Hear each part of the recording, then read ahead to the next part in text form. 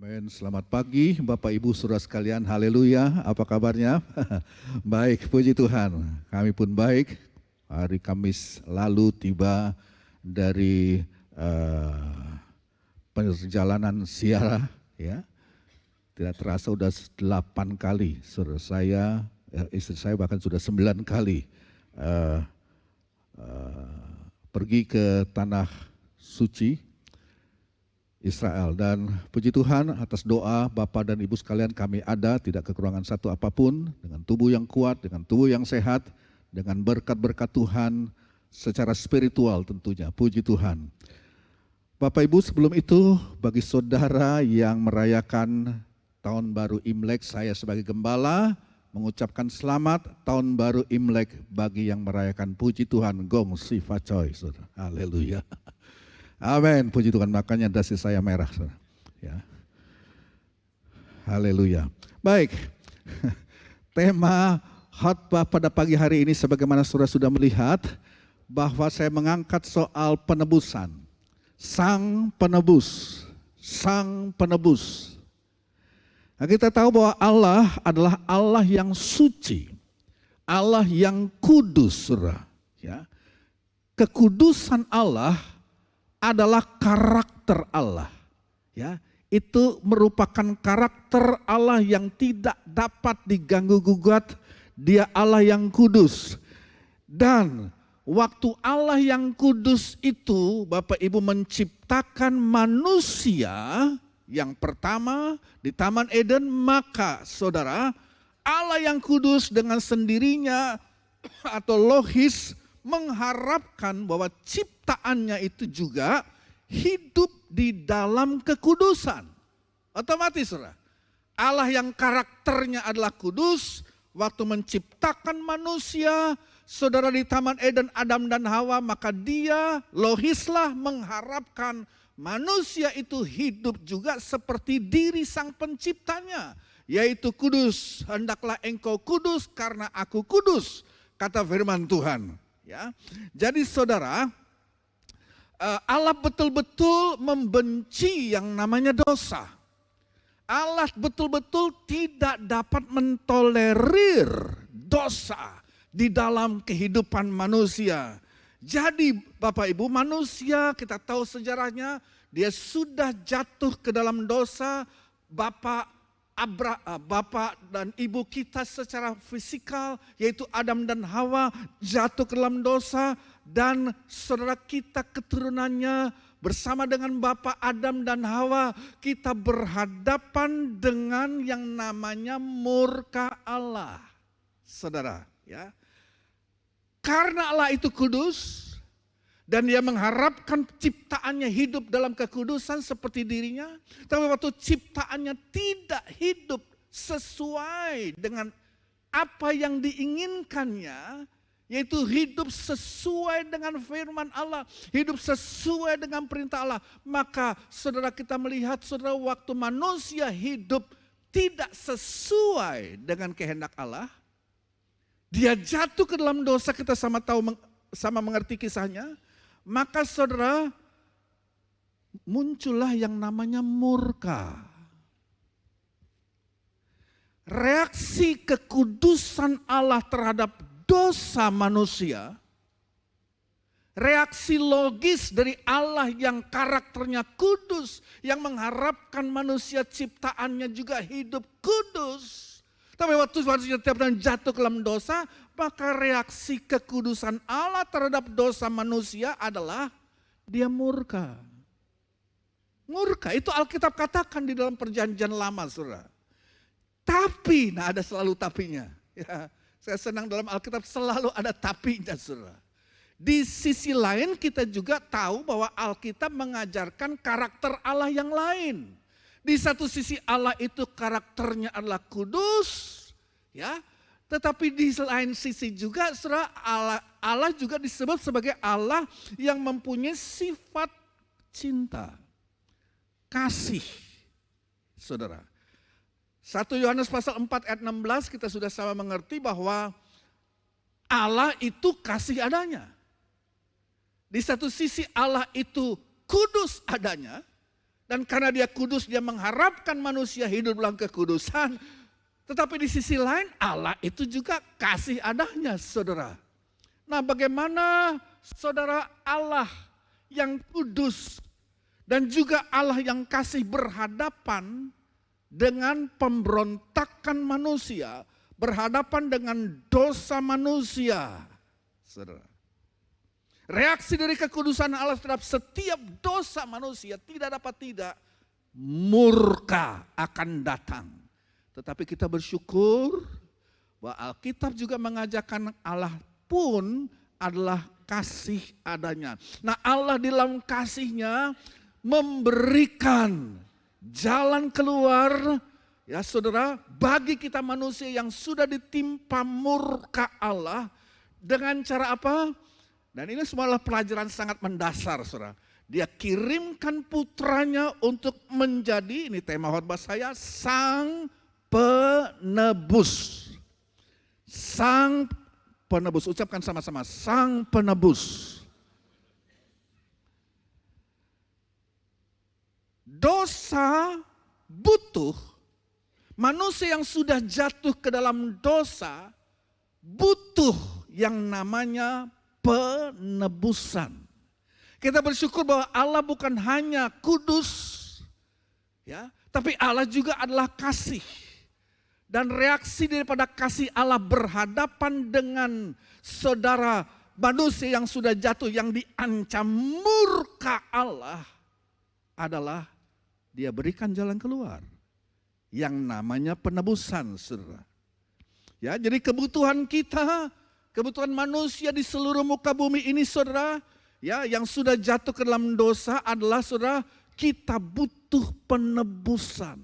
Kebutuhan kita sebagai manusia untuk penebusan adalah fakta yang tidak dapat ditawar-tawar. Kebutuhan manusia yang sudah jatuh ke dalam dosa untuk mengalami pemulihan, saudara, supaya berkat Allah kembali boleh ada dalam kehidupan kita. Kita butuh yang namanya penebusan itu sangat-sangat jelas. Manusia perlu seorang juru selamat.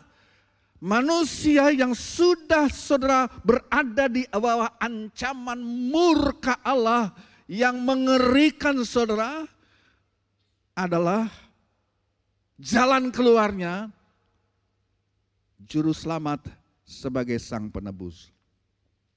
Saudara dan saya adalah orang berdosa.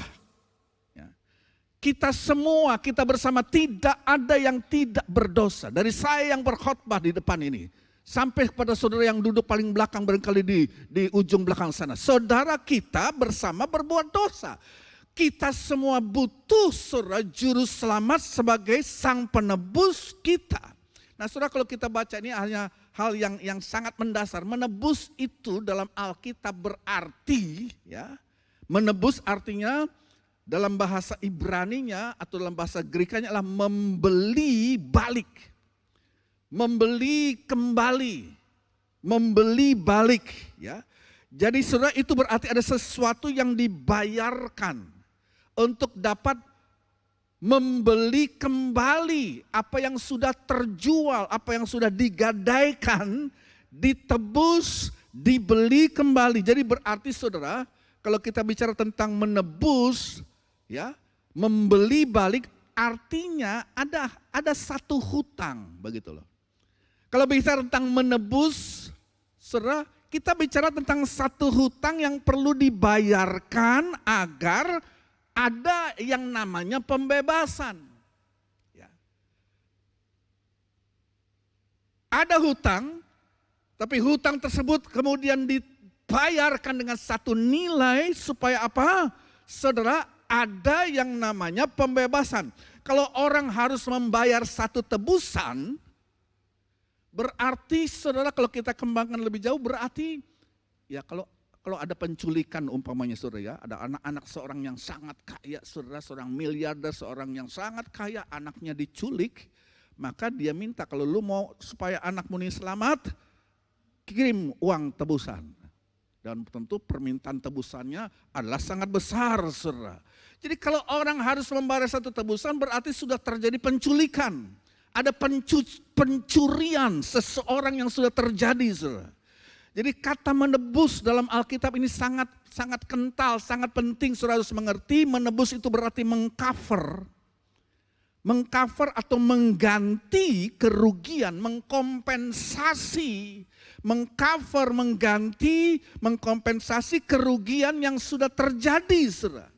Nah, saya mau mengatakan bahwa tidak ada dalam dunia ini, dari dulu sampai sekarang tidak ada dalam dunia ini, saudara, di mana setiap usaha saudara, di mana setiap energi terbaik saudara, di mana setiap prestasi terbaik saudara, di mana setiap pencapaian terbaik saudara dapat menebus jiwa. Enggak ada. Saya ulangi lagi sekali saudara. Di dalam dunia ini tidak ada usaha terbaik. Tidak ada energi terbaik yang dapat kita keluarkan. Tidak ada prestasi terbaik yang dapat kita berikan.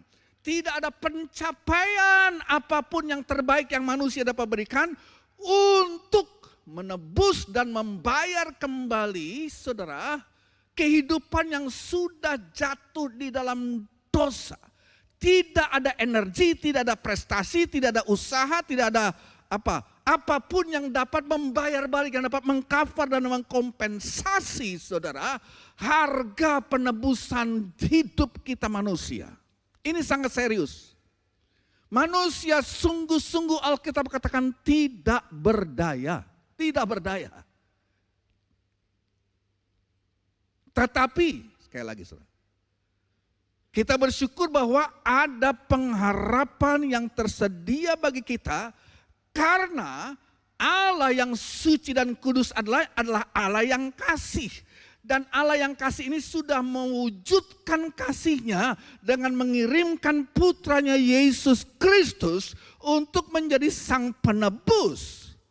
Untuk menjadi juru selamat kita. Nah, itulah sebabnya saudara, ini ayat yang sangat penting dalam Imamat pasal 17 ayat 11. Kalau kita kepingin mengerti soal penebusan dalam Alkitab, mau nggak mau Imamat 17 ayat 11 saya bacakan. Imamat pasal 17 ayat 11. Karena nyawa makhluk ada dalam darahnya dan aku telah memberikan darah itu kepadamu di atas mezbah untuk mengadakan pendamaian bagi nyawamu. Garis bawah itu. Untuk mengadakan pendamaian bagi nyawamu. Karena darah mengadakan pendamaian dengan perantaran saudara nyawa kita. Ya, jadi Alkitab menjelaskan kepada kita bahwa alasan secara logis dan masuk akal mengapa saudara darah itu adalah alat penebusan. Allah mau mengadakan penebusan dan alatnya adalah darah. Darah adalah esensi. Dalam Alkitab kita sudah baca tadi, esensi kehidupan. Ya. Darah itu esensi itu apa? Intisari, pokok kehidupan. Tidak ada darah, tidak ada hidup. Ya, itu dalam ilmu kedokteran pun kita mengerti, saudara. Darah yang mengalir dalam tubuh saya dan saudara secara fisik membuat kita bisa hidup, saudara. Kalau kita nggak ada darah, ya saudara potong tangan saudara dan biarkan darah itu mengalir keluar, saudara kita mati. Jadi secara fisik kita mengerti bahwa esensi kehidupan manusia secara fisikal Allah, dia harus punya darah. Alkitab sudah mengatakan bahwa nyawa makhluk atau kehidupan makhluk hidup itu ada di dalam darahnya. Tidak ada darah, tidak ada kehidupan. Darah yang mengalir dalam tubuh kita, tubuh saya dan saudara sekarang ini, saudara kita mengerti itu membawa makanan kan saudara ya. Kita makan, masuk dalam pencernaan, saudara, dan di dalam pencernaan itu diolah begitu rupa, kemudian darah mengisap ya sari-sari makanan yang bermanfaat bagi kehidupan tubuh, diambil, disedot, dibawa ke seluruh tubuh sehingga saudara tubuh ini boleh bertumbuh, boleh tetap eksis, boleh tetap ada secara fisik. Kalau satu bahagian tubuh saya menolak aliran darah, ya, saya mungkin pernah memberikan gambaran. Kalau saya ikat ini tangan saya, saudara, saya ikat keras di ujung sini, ya, dan saya ikat itu selama berbulan-bulan sehingga saudara aliran darah tidak dapat masuk ke bagian jari di ujung ini. Jari ini lama-lama akan mati, akan membusuk. Kenapa? Tidak ada kehidupan yang dialirkan, yang dibawa oleh darah yang membawa sari-sari makanan kepada bagian tubuh itu, saudara. Ya. Jadi kalau satu bagian dari sistem tubuh manusia itu menolak aliran daripada darah kehidupan dalam dirinya, maka bagian tubuh itu menjadi busuk dan menjadi mati. Itulah sebabnya saudara, hidup dari manusia daging kita, hidup dari manusia fisik kita, Alkitab sudah katakan memang ada di dalam darahnya. Makanya saudara kita melihat, kita kembali membaca ayat itu dalam kitab Imamat 17 ayat 11. Aku telah memberikan darah itu kepadamu di atas mezbah untuk mengadakan pendamaian bagi nyawamu. Jadi saudara, Tuhan tadi bicara soal nyawa. Tapi kita tahu bahwa kita bukan cuma nyawa, kita juga hidup di dalam tubuh fisik. Jadi ayat itu mau mengatakan saudara, bahwa Tuhan mau memberikan keselamatan, Tuhan mau memberikan kehidupan, mau menebus keseluruhan manusia. Sebab manusia itu bukan cuma nyawa doang, bukan cuma roh saja, tapi juga dia mempunyai tubuh. Jadi ada tubuh, jiwa dan roh, saudara. Kita yang hidup dalam daging ini, kitalah manusia rohani yang mempunyai jiwa dan saudara kita mempunyai casing tubuh. Berarti saudara, ya, melalui penebusan oleh darah Yesus, maka manusia seutuhnya, the whole man, boleh mengalami penebusan. Kita bukan hanya ditebus secara spiritual saja, tapi kita juga ditebus pun secara fisikal. Tubuh, jiwa, dan roh kita akan tetap eksis. Entah nanti di neraka atau di sorga. Itu tergantung bagaimana kita menerima penebusan darah Yesus Kristus.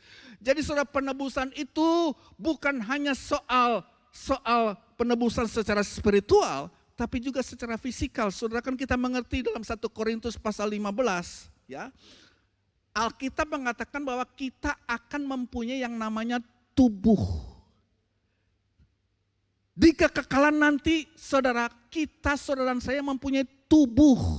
Sebagaimana dalam dunia kasat mata yang fana sekarang ini, kita juga mempunyai tubuh fisikal. Nanti di kekekalan, entah itu di neraka, entah itu di surga, itu tergantung bagaimana kita menerima penebusan dari Kristus. Kita juga mempunyai tubuh. Makanya saudara, kita sangat bersyukur bahwa Allah, saudara, yang murka karena dosa manusia, memberikan jalan keluar dengan mengadakan perjanjian antara bapa dengan anaknya. Anak dikomando atau diberikan perintah oleh sang bapa, nak, engkau harus pergi ke bumi ini, membungkus dirimu dalam tubuh manusia supaya engkau menebus manusia itu seutuhnya melalui korban darahmu. Tubuh, jiwa dan roh ada terus, saudara. Manusia itu kekal. Dan memang secara fisik kita akan hancur, tapi roh kita kekal. Tapi jangan lupa juga, di sorga pun kita mempunyai tubuh. 1 Korintus pasal 15 katakan bahwa kalau Yesus datang pada kali yang kedua, dengan bunyi sangkakala, maka kita dikatakan bahwa mereka yang masih hidup akan diubahkan seketika itu juga, dan yang sudah mati akan dibangkitkan dan diberikan tubuh kebangkitan. Tubuh yang tidak bisa mati-mati. Dan kita akan diangkat untuk tinggal bersama-sama dengan Allah yang sudah menebus kita kekal selama-lamanya di sorga. Saudara harus mensyukuri dan saudara kita tidak dapat saudara mengecilkan yang namanya penebusan oleh darah. Kadang-kadang kita take for granted, terlalu biasa saudara. Darah Yesus penebusan. Ya kami baru pulang dari tanah perjanjian saudara, dan seperti biasa ritualnya kami ya, karena memang saudara situasinya ya aman saudara, tapi ya ada orang juga takut ya. Jadi cuma 1-2 grup saja yang datang. Jadi wah kita sempat ya yang dulunya tempat-tempat yang tidak masuki ya, penyaliban Yesus dan kubur itu kita bisa masuki satu persatu dan kita melihat ya secara fisikal tempat-tempat bersejarah ini, dan sedikit banyak itu mengingatkan kembali saudara memori kita tentang betapa luar biasanya saudara apa yang Yesus Kristus 2000 tahun yang lalu atas persetujuan Allah, atas perintah Bapaknya datang ke dalam dunia ini untuk menjadi penebusan bagi tubuh, jiwa dan roh kita melalui darahnya. Jadi ini keselamatan adalah bagi manusia seutuhnya. Adalah manusia yang Tuhan concern. Manusia yang sudah memberontak kepada dirinya yang Tuhan prihatin, dan adalah manusia yang Tuhan mau selamatkan saudara. Jadi Tuhan berikan darahnya sebagai harga pembayaran tersebut. Saudara kita tidak dapat, saudara dan saya tidak dapat membayar hidup saudara sendiri. Yesuslah yang sudah mencurahkan darahnya, mencurahkan hidupnya untuk penebusan, untuk kehidupan tubuh, jiwa, dan roh kita. Bukan cuma sampai di bumi ini, sampai terus di dalam kekekalan. Yang percaya katakan amin. 1 Petrus pasal 1 ya, ayat 18-19 adalah ayat yang sangat jelas. Surat 1 Petrus 1 ayat 18. Sebab kamu tahu bahwa kamu telah ditebus dari cara hidupmu yang sia-sia, yang kamu warisi dari nenek moyangmu, itu bukan dengan barang yang fana. Ya, kata fana dalam bahasa Inggris itu corrupt. Corrupt itu artinya rusak. Ya. Kita ditebus bukan dengan barang yang mudah rusak begitu saudara. Bukan pula dengan perak atau emas, melainkan dengan darah yang mahal, yaitu darah Kristus yang sama seperti darah anak domba yang tak bernoda dan tak bercacat. Jadi saudara, Yesus adalah domba yang tak bernoda dan tak bercela. Tidak ada dosa yang menodai, tidak ada dosa yang menodai keberadaan Yesus di dalam dunia ini. Dia merupakan korban pengganti yang sempurna. Dialah domba yang dibawa saudara, yang dipilih saudara pada saat saudara hari Grafirat besar, satu domba yang sempurna yang tidak boleh ada cacatnya, kemudian disembelih dan darahnya dicurahkan, dipercikan di ruang Maha Kudus 1 tahun sekali dalam ritual bangsa Israel di Perjanjian Lama. Dan saudara, itu menggambarkan Yesus adalah domba yang tidak bercela, tidak bernoda, tidak ada dosa sedikit pun yang menodai keberadaannya. Jadi saudara, itu memungkinkan dia menjadi korban pengganti. Kalau saya, darah saya nggak ada arti apapun. Darah saudara,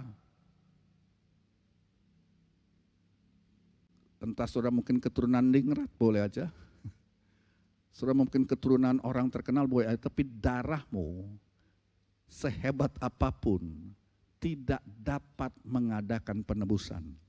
Saudara, saya mau bilang begini saudara, kematian saya, kematian saudara tidak akan berdampak apa-apa. Ada banyak orang lahir kemudian hidup kemudian mati, ya sudah, tidak ada dampak apa-apa. Tapi ada satu hidup yang sudah lahir, saudara, hidup selama 33,5 tahun dan daripada puncak daripada kehidupannya, dia mati dalam satu kematian yang tidak ada duanya. Dalam satu penderitaan di atas kayu salib yang tidak ada duanya saudara dalam dunia ini. Sebab kematian dan penderitaan Yesus itu unik. hanya dipunyai oleh Yesus Kristus anak Allah itu. Kalau kematian siapapun dalam dunia ini, nggak ada gunanya. Siapapun boleh saudara sebut namanya. Pahlawan apa tanpa mau mengecilkan itu pahlawan-pahlawan yang sudah berjasa tentunya. Tapi kematian mereka ya kematian manusia biasa dan tidak mempunyai dampak untuk kekekalan. Ya. Tidak ada jasa, tidak ada perbuatan baik yang saya dan saudara bisa buat dalam hidup ini yang bisa berdampak untuk tubuh, jiwa, dan roh manusia kita ini. Tidak ada. Ya. Walaupun dalam dunia ini banyak manusia baik. Ya. Banyak saudara. Saudara akan ketemukan banyak manusia yang baik dalam dunia ini. Yang hidupnya mempunyai prestasi-prestasi yang baik. Banyak orang-orang yang kita sebut sebagai kaum filantropis. Ya.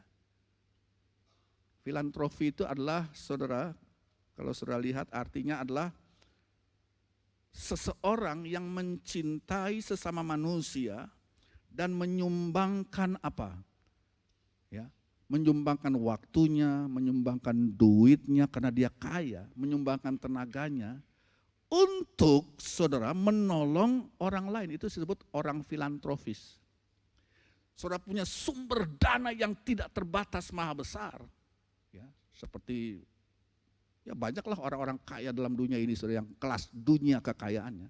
Dan mereka disebut kaum filantropis. Kenapa? Karena sebagian besar mereka sudah menyumbangkan, mereka itu orang-orang baik saudara. Yang dengan kekayaan ya uangnya mereka sumbangkan untuk perbuatan-perbuatan kebajikan, mereka mendonasikan kekayaan mereka. Saudara kalau dijumlah mungkin sudah ribuan triliun rupiah saudara. Yang mereka sumbangkan, mereka adalah orang baik saudara. Ya. Tetapi walaupun mereka adalah orang-orang yang mempunyai kepedulian yang besar untuk yang namanya kemanusiaan. Dengan kekayaan mereka, mereka sumbang untuk macam-macam perbuatan-perbuatan baik, saudara. Mereka memberikan uang mereka untuk penyelidikan, pengembangan obat-obatan, pengembangan teknologi untuk kemajuan dan kebaikan manusia. Mereka sumbangkan ribuan triliun, bukan ratusan triliun, ribuan triliun, saudara. Mereka orang baik.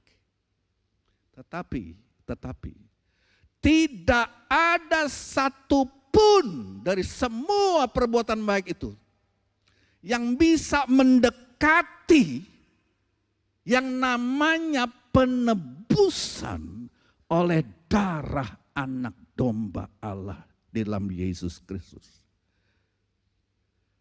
Kita tidak dapat menebus diri kita sendiri, saudara. Penebusan ini harus disediakan, bukan oleh diri manusia. Sekaya apapun saudara. Penebusan ini harus disediakan oleh anak domba Allah yang tidak berdosa darahnya.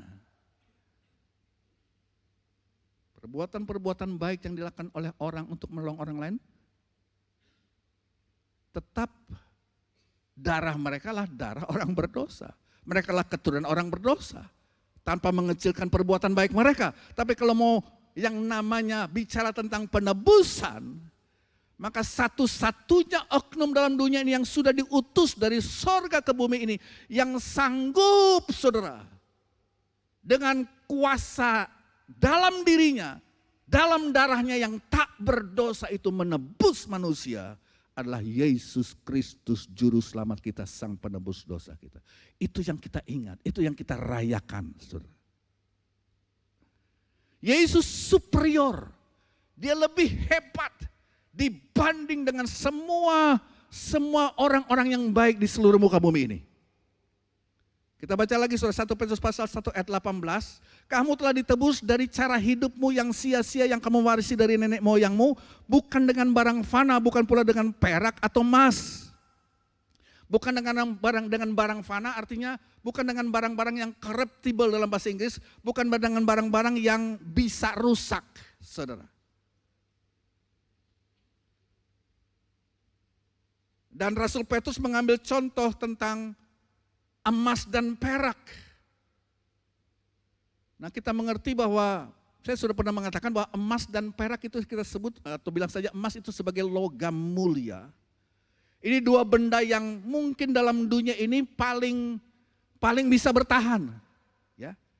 Emas itu katanya nggak bisa berkarat, perak juga mungkin nggak bisa berkarat, tapi sebenarnya kalau diselidiki bisa juga berkarat walaupun kadar karatnya itu ya sangat kecil, saudara, ya, dibanding dengan logam-logam yang lain. Makanya mereka disebut sebagai logam mulia. Ya, emas perak adalah benda-benda yang paling bertahan dalam dunia ini. Susah rusaknya begitu kan. Ya. Jadi kalau Rasul Petrus mengatakan bahwa saudara, penebusan kita ditebus dari cara hidupmu yang sia-sia, yang kita warisi dari nenek moyang kita, bukan dengan barang yang fana, atau bukan pula dengan perak atau emas. Itu mau menjelaskan tentang saudara kualitas yang ada dalam darah Yesus. Itu luar biasa. Tidak bisa rusak, saudara. Kualitasnya juga jelas berbeda. Dia super, darahnya itu super dan lebih jauh bernilai daripada benda berharga apapun dalam dunia ini, yang mempunyai daya tahan apapun dalam dunia seperti emas dan perak. Tidak dapat dibandingkan, saudara, dari sisi kualitas dan daya tahan dengan darah Kristus, melebihi semuanya. Melebihi semuanya. Saudara, sangat menarik kalau saudara pelajari Alkitab. Ada ahli Alkitab mengatakan atau penafsir Alkitab mengatakan, dimanapun saudara Alkitab ini, saudara, kalau saudara robek akan keluar darah. Sebab dari Kejadian sampai Wahyu, saudara, tema tentang darah ini, benang merah, scarlet thread, itu selalu ada. Ya. Saudara dapat mentelusuri jejak darah Kristus. Sejak dari kitab Kejadian sampai surah kitab Wahyu. Tema dari Alkitab adalah penebusan luar biasa yang sudah dikerjakan oleh Yesus Kristus yang diutus khusus dari sorga. Itu seperti benang merah yang membentang di sepanjang Alkitab dari Kejadian sampai Wahyu, ya, yang secara progresif saudara menyatakan saudara bagaimana perkembangan penebusan manusia melalui darah anak domba. Dan kalau saudara tahu apa kitab pertama yang bicara tentang darah penebusan ini, langsung kita pikir kitab Kejadian. Sebab kitab Kejadian adalah kitab yang pertama. Dan memang ada nubuat besar dalam kitab Kejadian, adalah Kejadian 3:15. Tetapi kitab Kejadian itu bukan kitab yang paling tua. Memang kitab yang pertama. Tapi kitab yang paling tua, saudara yang mengikuti pelajaran Alkitab, kita tahu adalah kitab Ayub. Justru dalam kitab Ayub inilah, saudara, Ayub, penulis kitab yang paling tua dalam Alkitab, menuliskan tentang penebusan, saudara. Jadi konsep korban penebusan itu, saudara, itu sudah ada di kitab yang paling tua dalam Alkitab, adalah kitab Ayub. Ya. Nah,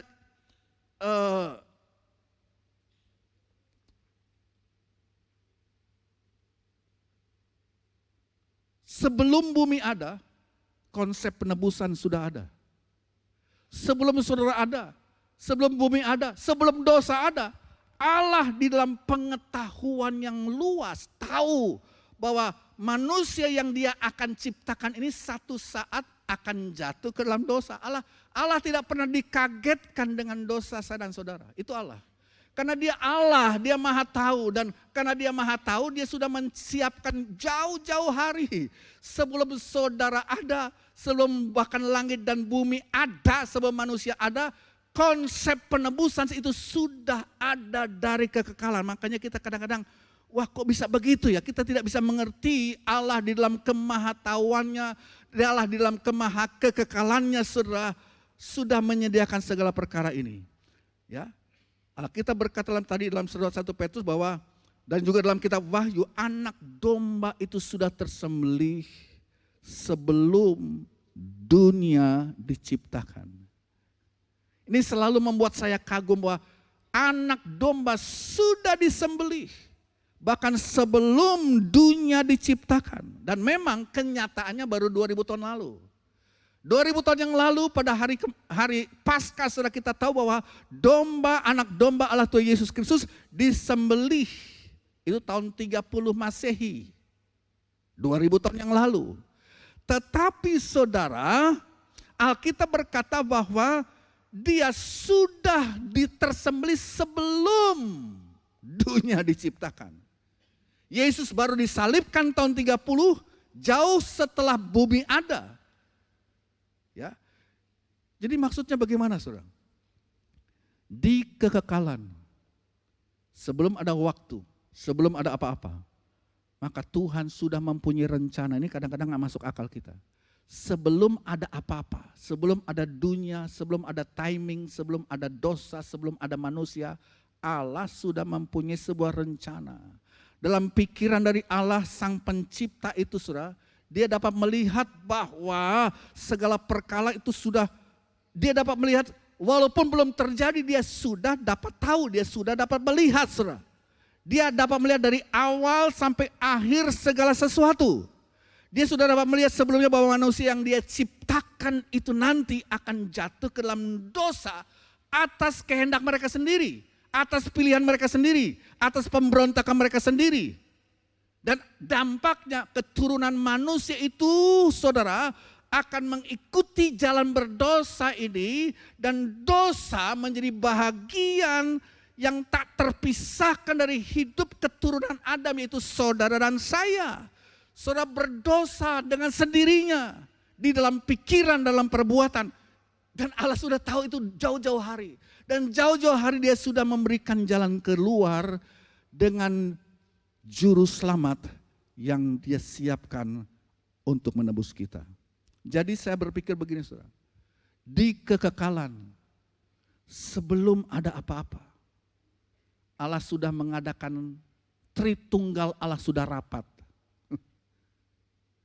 Kapan saya nggak tahu. Di kekekalan, Allah Bapa berkata kepada Allah Sang Putra, "Nak, ya, kita akan menciptakan manusia dan kita tahu bahwa manusia ini dengan kemauannya sendiri akan berbuat dosa. Aku punya rencana. Engkau harus turun nanti ke dalam dunia ini untuk menjadi penebusan dosa bagi manusia yang jatuh." Dan bagaimana sikap Sang Putra? Dia akan berkata, "Siap Bapa, siap, aku akan laksanakan." Saudara, itulah yang terjadi. Itu terdapat dalam Alkitab, saudara. Allah tahu bahwa rencana besar yang saudara, ada rencana besar waktu Allah menciptakan manusia yang seringkali kita tidak sadar. Yang diinterupsi di tengah jalan dengan datangnya dosa.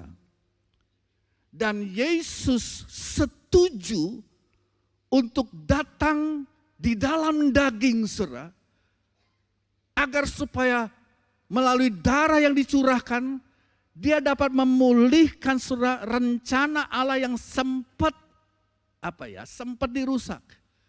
Jadi Allah waktu menciptakan manusia di Taman Eden, dia sudah punya rencana, bukan cuma mentok di Taman Eden aja. Ada rencana yang besar sesudah Eden itu. Dan itu rancangan yang luar biasa. Tapi sayangnya di tengah jalan diinterupsi dengan datangnya dosa. Dan Allah sudah melihat hal tersebut. Dan Allah memberikan jalan keluar, ya, yaitu dia sudah mengadakan perembukan dengan putranya, "Anakku, engkau akan aku utus, ya, untuk dengan korban darahmu, darah yang akan engkau curahkan di atas Kalvari." Itu satu-satunya, saya katakan, transfusi yang dapat menetralisir infeksi dosa yang tadinya mau menghancurkan rencanaku untuk menciptakan manusia itu.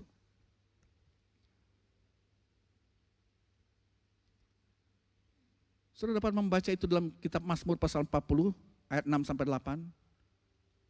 Anak Allah berkata, "Siap Bapak, aku akan laksanakan apa yang engkau mau." Jadi saudara, ada perjanjian antara Allah Bapa dan Allah Sang Putra, dan Allah Sang Putra berkata, "Siap laksanakan apa yang engkau menjadi punya kehendak." Ya. Dan kita tahu saudara, 2000 tahun yang lalu di Taman Getsemani. Ya, saya sudah 8 kali ke sana.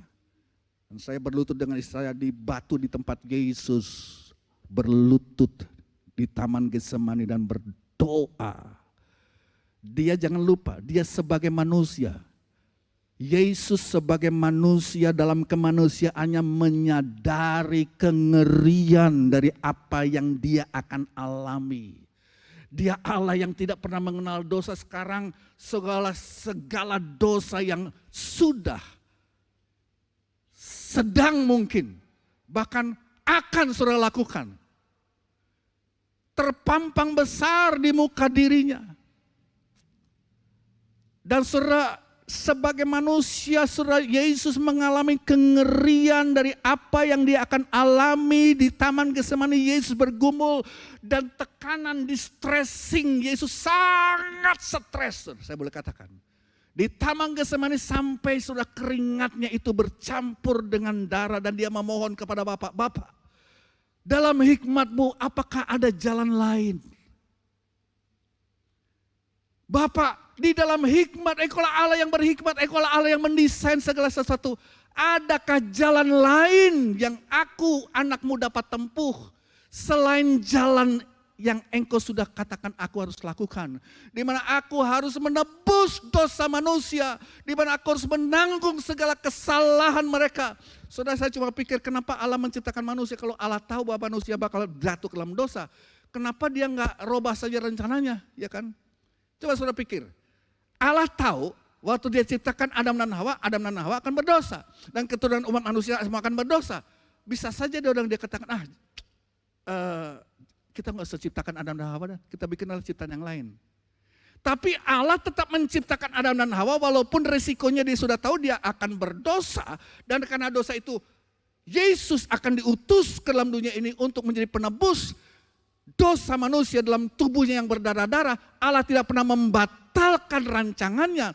Saya cuma bisa terkesima, berarti ada apa dalam manusia yang Allah ciptakan yang begitu bernilai, yang begitu berharga sehingga Allah tidak mau membatalkan penciptaan manusia itu. Walaupun dia tahu manusia itu akan berdosa, supaya saudara tahu saudara, bahwa ada sesuatu yang sangat berharga dalam diri kita manusia yang Allah ciptakan itu.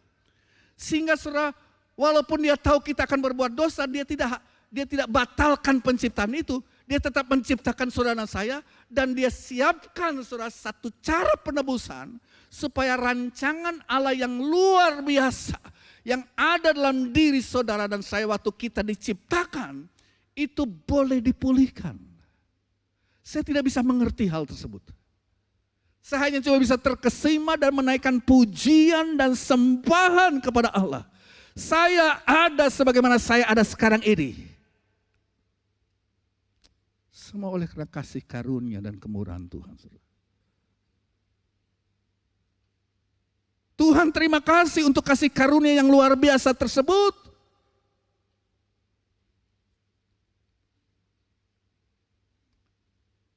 Pasti ada sesuatu yang luar biasa yang Allah lihat dalam hidup saudara dan saya waktu dia menciptakan kita, yang dia tidak mau batalkan, yang dia tidak rela itu dirusak oleh yang namanya pemberontakan dan dosa kita. Dia menyiapkan jalan keluar.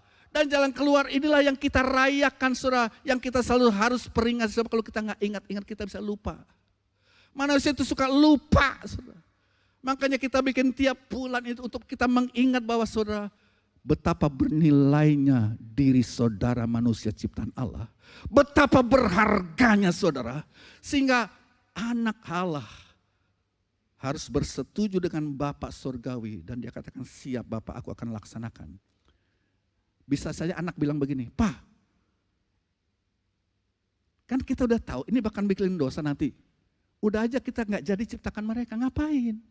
Kan begitu, bisa aja secara logika. Tapi Bapak bilang, nggak bisa, ya, nggak bisa. Kita sudah mempunyai rancangan yang luar biasa dengan manusia ini.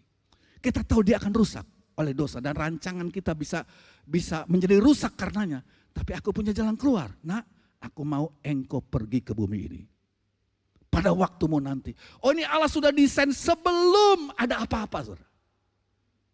Allah dalam pengetahuan terdahulunya sudah mengetahui itu semua.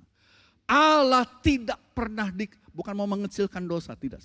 Tapi Allah tidak pernah dibuat kaget dan bingung dengan datangnya dosa manusia. Saudara, kita manusia banyak kekurangan, saya banyak kekurangan, saya banyak dosa, walaupun demikian. Tapi Allah mengantisipasi itu semua sebab Dia tidak mau kehilangan saudara. Allah mengantisipasi semua dengan memberikan darahnya dan tubuhnya. Sebab Dia tahu ada rancangan luar biasa bagi pembentukan gereja Tuhan yang akan menjadi sempurna. Sama seperti Tuhan yang Dia tidak mau gagal di situ. Dan harganya sangat mahal. Seharga penebusan darah anak domba Allah. Saya tidak panjangkan firman Tuhan. Pagi hari ini biarlah kita datang kepada Tuhan. Mari sama-sama kita bangkit berdiri.